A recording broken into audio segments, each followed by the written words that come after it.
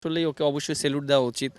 আর ব্যথা অনেক পেয়েছে এবং ওইভাবে ওই মোমেন্টে দেখেন আমিও অনেক হতাশ হয়ে গিয়েছিলাম। মোস্তাফিজ যেভাবে পায়ে ব্যথা পেয়েও তারপরও দেশের জন্য চাইলে কিন্তু উঠে যেতে পারতো, শেষ বলটা না করলেও পারতো, কিন্তু সে ওই খোঁড়াতে খোঁড়াতে বোলিং করলো, উইকেট পেলো। মানে কিভাবে ইভালুয়েট করবেন আপনার বন্ধু মোস্তাফিজ? না, অবশ্যই গ্রেট। মোস্তাফিজ অবশ্যই বাংলাদেশের হয়ে অনেক অর্জন করেছে এবং ও যেভাবে বাংলাদেশকে অনেক ম্যাচ জিতিয়েছে একা এবং ওই পেশার সিচুয়েশনে হ্যান্ডেল করেছে, এটা আসলেই ওকে অবশ্যই স্যালুট দেওয়া উচিত। আর ব্যথা অনেক পেয়েছে এবং ওইভাবে ওই মোমেন্টে দেখেন আমিও অনেক হতাশ হয়ে গিয়েছিলাম, যে আমি চিন্তা করেছিলাম যে একটা বল কাকে দিয়ে করাবো, মানে আমার মাথার ভিতরে এরকম চিন্তা ছিল। বাট লাস্ট মোমেন্টে কিন্তু ও ফিজিওর সাথে কথা বলে বলেছে যে না, যাই হোক আমি একটা বল করবই। মানে ওর যে কনফিডেন্টটা দেখেছি এটা আউটস্ট্যান্ডিং। কেমন আছে আসলে? না, আলহামদুলিল্লাহ ওর পায়ে একটু চোট লেগেছে, অনেক বেশি, বলটা অনেক জোরে লেগেছে। বাট তারপরও এখন আলহামদুলিল্লাহ অনেকটা বেটার। অবশ্যই তামিম, আমি সবসময় বলি he is very talented player এবং আমার কাছে মনে হয় ওর সবসময় রান করা উচিত এবং ও যেভাবে ক্রিকেট খেলে, ও যদি রান করে টিমের জন্য অনেক হেল্প হয়। আর তাসকিন যেটা বলবো, অনেক এক্সপিরিয়েন্স প্লেয়ার। আমার কাছে মনে হয় এরকম এক্সপিরিয়েন্স প্লেয়ার টিমে থাকলে অ্যাজ এ ক্যাপ্টেন হিসেবে অনেক ইজি হয়ে যায়, কারণ রেসপন্সিবিলিটি নেয়। আপনি দেখেন প্রথম পাওয়ার প্লেতে যেভাবে উইকেট নিয়েছে এবং লাস্টে পেশার সিচুয়েশনে আপনার 2টা উইকেট নিয়েছে যখন আমাদের বাংলাদেশ টিমের উইকেট দরকার ছিল।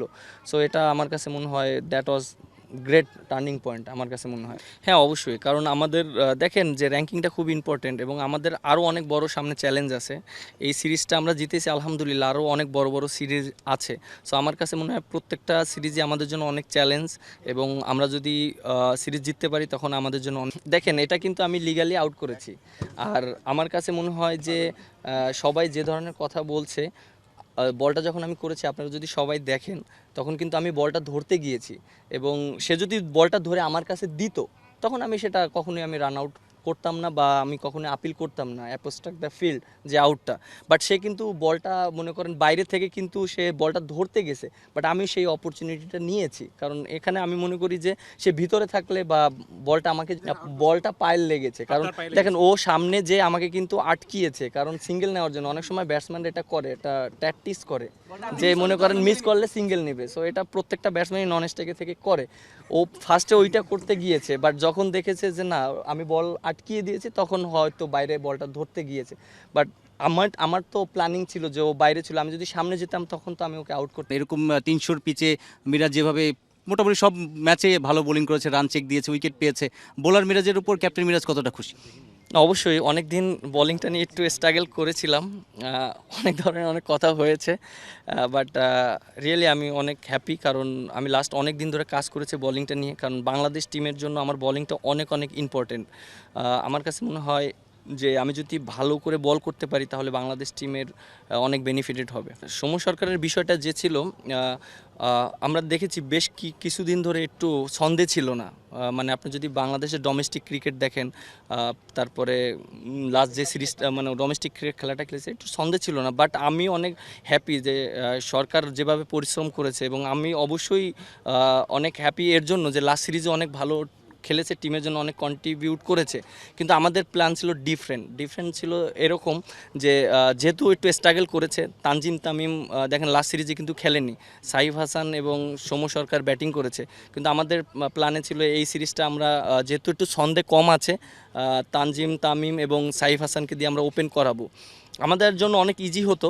যে হ্যাঁ, সাইফ হাসানকে আজকে হয়তো ড্রপ দিতে পারতাম, কিন্তু আমাদের প্ল্যানিংটা এটা ছিল যে যেহেতু 2টা ম্যাচ সাইফ হাসান খেলেছে, তানজিম তামিম খেলেছে, ওদের এই উইকেটে আইডিয়াটা অনেক ভালো।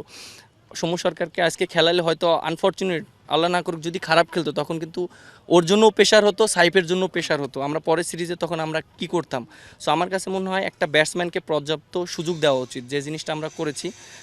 তখন নিজে থেকেই সে বুঝতে পারবে, যখন সৌম্য সরকার আবার খেলবে তখন সেও অপরচুনিটি পাবে, এমন না যে একটা খেলে বাদ পড়ে যাবে, এরকম হবে না, সেও পর্যাপ্ত সুযোগ পাবে। লাস্ট সিরিজে কিন্তু আমরা সেটা দিয়েছি, 3টা ম্যাচই তাকে সুযোগ দিয়েছি এবং তানজিম তামিমরে কিন্তু আমরা খেলাইনি, সেই সিরিজে সুযোগ দিয়েছি। সো আমাদের প্ল্যানিংটা হচ্ছে এরকম যে একটা ব্যাটসম্যানকে যখনই সুযোগ দেওয়া হবে যেন অ্যাটলিস্ট তাকে 2-3টা ম্যাচ, 3-4টা ম্যাচ সুযোগ দেওয়া হোক, যে নিজেকে মেলে ধরতে পারে। ড্রেসিং রুমের সেলিব্রেশনটা কেমন হয়েছে? প্রধান নির্বাচককে কি ফেয়ারওয়েল দেওয়া হয়েছে কিনা?